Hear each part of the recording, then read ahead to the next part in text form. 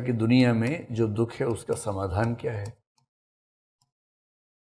और बुद्ध को इसका जवाब मिला 4 आर्य सत्यों के रूप में।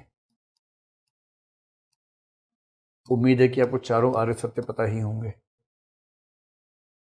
पहला आर्य सत्य है सर्वम दुखम दुखम, यानी कि सब कुछ दुखमय है, दुख ही दुख है। जब दर्शन पढ़ेंगे इसकी व्याख्या विस्तार में करेंगे।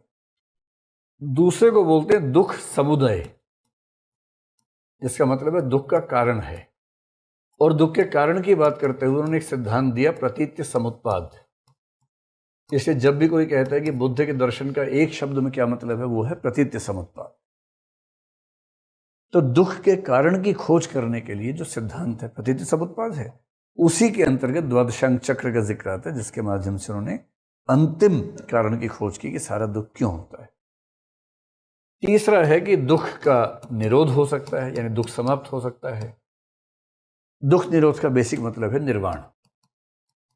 निर्वाण का मतलब होता है आग का बुझ जाना, आग का शांत हो जाना। तो दुख का निरोध है, वो निर्वाण है।